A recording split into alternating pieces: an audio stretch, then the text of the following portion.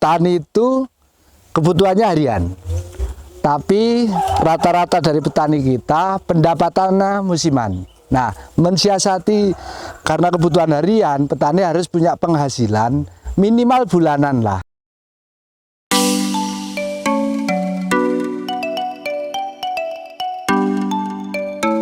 Selamat siang rekan-rekan warga tani Kabupaten Wonogiri. Perkenalkan, saya Supriyanto, petani dari Kecamatan Karangtengah. Bagi saya, petani dan bertani adalah pilihan hidup. Jadi petani bagi saya bukan sesuatu warisan dari orang tua, tapi ini adalah pilihan hidup saya. Sedikit cerita tentang saya dari lahir di Desa Ngambarsari, kemudian dibesarkan dari keluarga petani juga di Ngambarsari. Kemudian saya lama meninggalkan Ngambarsari, SMP, SMA, kemudian saya kuliah di luar Ngambarsari. Tapi waktu kuliah, mimpi saya adalah menjadi petani. Jadi petani, bekerja sebagai petani dan berprofesi sebagai petani adalah pilihan dan mimpi saya. Nah, apa syarat menjadi petani? Petani itu kuncinya cuma satu kok. Yang penting punya lahan. Kalau ingin sukses, lahannya harus luas. Nah, oleh karena itu ketika saya kuliah, saya berpikir, kalau saya ini melanjutkan kuliah sampai selesai, kapan nih punya uang untuk beli lahan? Akhirnya saya termasuk mahasiswa yang gagal. Saya DO. Nah, kemudian apakah DO itu suatu kegagalan? Bagi saya enggak. DO juga satu pilihan. Kenapa? Karena kadang saya jadi beban.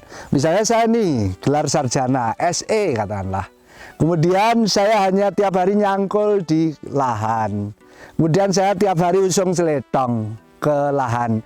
Itu takut saya adalah ini akan meracuni, alah tiwas kuliah, tiwas bergelar, ternyata yokur tukang begal, ternyata yokur tukang usung rabuk kandang.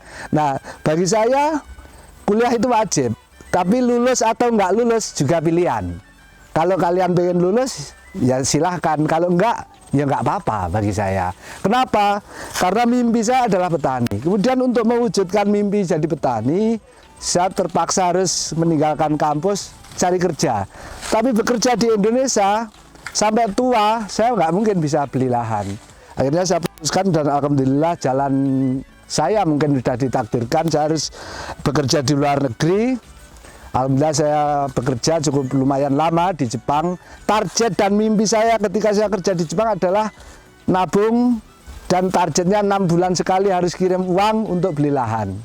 Setelah saya cukup lama di Jepang, akhirnya saya pulang ke kampung dan saya memilih untuk berprofesi menjadi petani. Dan hari ini saya lebih fokus bertani itu. Kebetulan hari ini kita sedang di lahan porang. Ketika saya menjadi petani, ada beberapa hal yang perlu kita pikirkan. Yang pertama, ketika saya datang menghadapi fakta bahwa petani itu panennya punya penghasilan itu rata-rata musiman. Kalau padi ya butuh waktu 2 bulan, 3 bulan termasuk persiapan lahan. Kemudian kalau kita bertani cengkeh butuh 7 tahun dari tanam baru panen. Kemudian kalau kita bertani porang butuh 1 tahun. Nah, hal-hal itu yang bagi saya perlu petani itu berpikir, karena kebutuhan kita itu harus tiap hari. Kebutuhan kita harus kita cukupi tiap hari. Nggak boleh petani itu penghasilannya musiman. Oleh karena itu beberapa hal emang harus saya siasati untuk saya bisa dapur saya terus ngebul dengan cara ya sidik-sidik tapi ada penghasilan minimal 3 bulan sekali, 2 bulan sekali, bahkan kalau bisa sebulan sekali dari hasil pertanian itu. Jadi sahabat-sahabat petani, bertani itu bukan sesuatu yang nggak keren lah. Kalau bagi saya petani itu paling keren. Kenapa? Masalah ketenangan. Orang kalau sudah bertani itu dunia itu sederhana kok. Jadi kita kerja dari pagi sampai sore ke lahan, sudah dari situ hal-hal yang rumit-rumit di luaran sana itu seakan selesai dengan pertanian. Kemudian yang kedua, saya meyakini hasil dari petani ini merupakan rezeki yang paling halal lah insya Allah. Kenapa? Karena setiap rupiahnya adalah tetesan keringat kita. Setiap keringat kita akan menghasilkan rezeki yang insya Allah itu rezeki yang halal. Jadi lebih ke ketenangan di jiwa, dan insya Allah ketika itu rezeki ini untuk keluarga, insya Allah menjadi rezeki yang barokah. Itu sedikit tentang kenapa saya harus bertani dan kenapa memilih berprofesi sebagai petani. Tentang jenis-jenis pertanian nanti bisa kita lihat semua, beberapa jenis. Yang pertama tentang porang. Hari ini porang yang ada ini bisa saya tampilkan. Ini Mas, ini hari 3 tahun yang lalu ini primadona. Satu biji ini dulu 25 sampai 30 ribu. Hari ini kita jual 5.000 sampai 7.000, kayaknya belum laku lah. Ini kisaran ya 4 ribuan segini. Tapi saya meyakini porang ini walaupun sedang jatuh, tapi saya meyakini pada saatnya nanti pasti akan naik lagi. Kenapa? Karena ketika saya hidup di Jepang, kemudian saya udah berkeliling itu, di setiap sudut itu bahan pangan yang bahan dasarnya dari porang ternyata di Jepang sangat populer. Nah, kita aja yang di Indonesia malah belum tahu itu bahwa porang ini sebagai bahan pangan. Nah, dari apa yang terjadi di Indonesia 3 tahun ini, porang ketika melejit, harga naik, kemudian sekarang lagi turun, yang namanya komoditas pasti seperti itu. Tapi keyakinan saya, porang ini akan jadi tren pangan masa depan, karena salah satu bahan pangan yang rendah kadar gulanya, rendah glukosannya. Jadi kalau di negara-negara maju sudah jadi tren bahan pangan untuk diet. Nah, oleh karena itu saya tetap meyakini walaupun harga jatuh, saya akan terus mengelola lahan porang. Alhamdulillah tahun ini kita sudah sekitar 4 hektar. Tahun depan masih akan tambah lagi 2 hektar. Itu untuk tanaman porang. Kemudian tanaman yang lain saya juga mengembangkan lada, saya juga berkebun cengkeh, saya juga untuk jangka panjangnya tanaman singkong laut. Harapan saya adalah petani ini dengan berbagai varietas yang kita tanam, itu pendapatannya, penghasilannya juga tidak terbatas oleh waktu sekian, tapi terus ada perputaran dari berbagai komoditas pertanian yang kita tanam. Baik, sahabat tani Wonogiri, tadi saya sedikit cerita bahwa petani itu kebutuhannya harian. Tapi rata-rata dari petani kita pendapatannya musiman. Nah, mensiasati karena kebutuhan harian, petani harus punya penghasilan minimal bulanan lah. Menyiasati itu, maka kita sebagai petani harus bisa mencari. Khususnya di lahan kami, di lahan Kecamatan Karangtengah itu berbagai tanaman apa aja bisa tumbuh. Oleh karena itu saya menyiasatinya sesuai dengan kalender. Misalnya bulan 4 sampai bulan 7 itu musimnya cengkeh. Nah, itu selama bulan itu pendapatan kami dari panen cengkeh. Kemudian ini mulai bulan 7 sampai nanti bulan 10 itu musimnya lada. Ini sedikit saya akan cerita tentang lada. Di kami juga punya komoditas lada. Ini panen kita biasanya bulan 7 sampai bulan 10, karena lada ini nggak bisa panen bareng.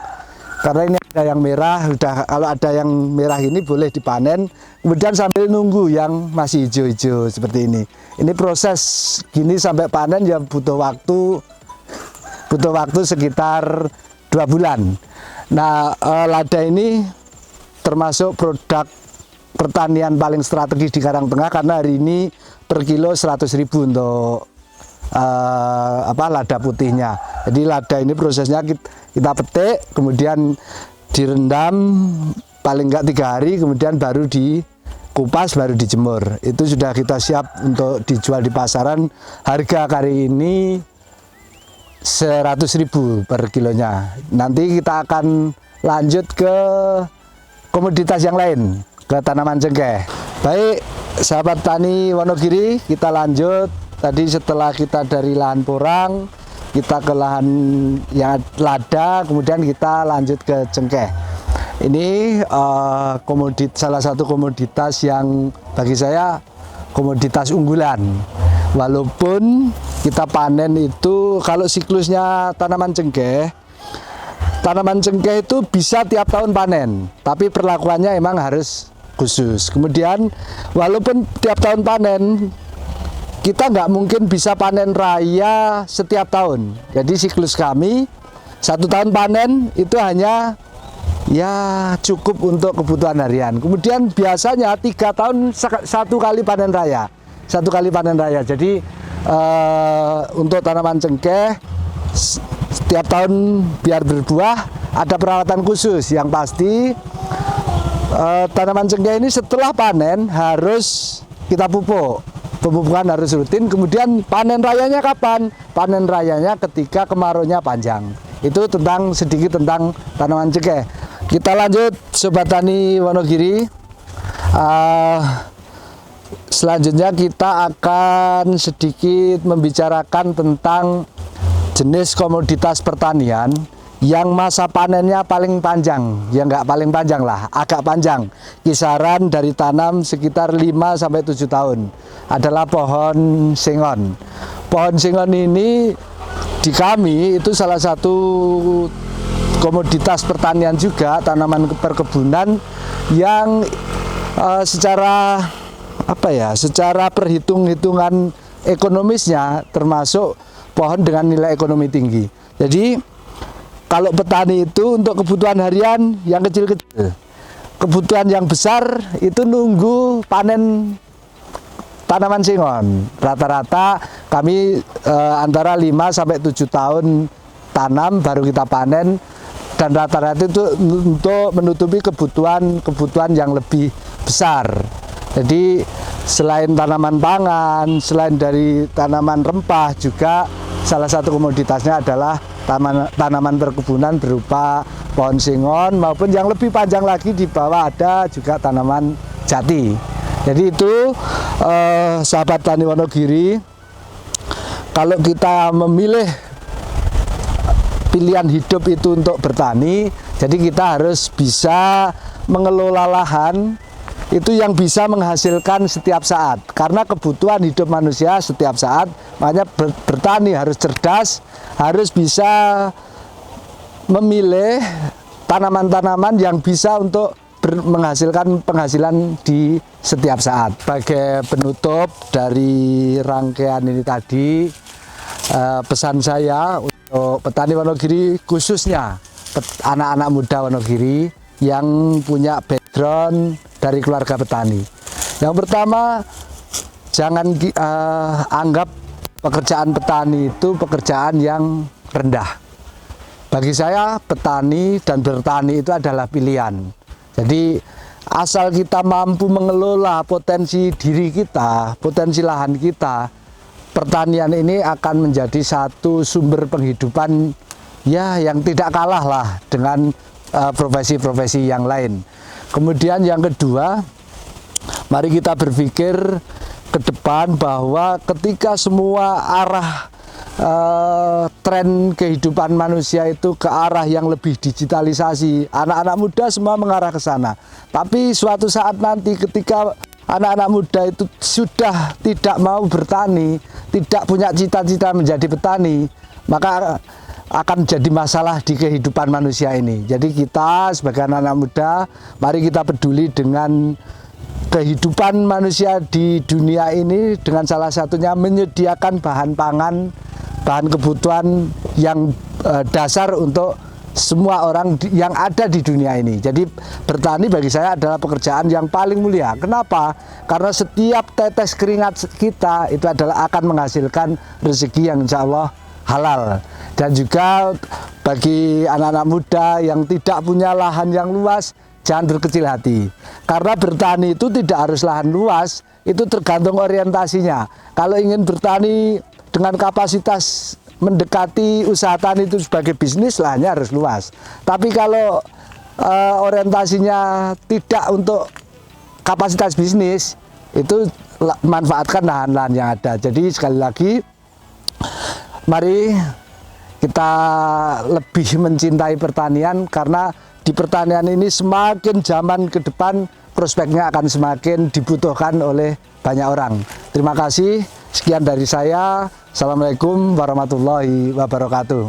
Go Nyawiji sesarengan bangun Wonogiri, dan salam untuk petani Wonogiri, maju melesat lebih tinggi.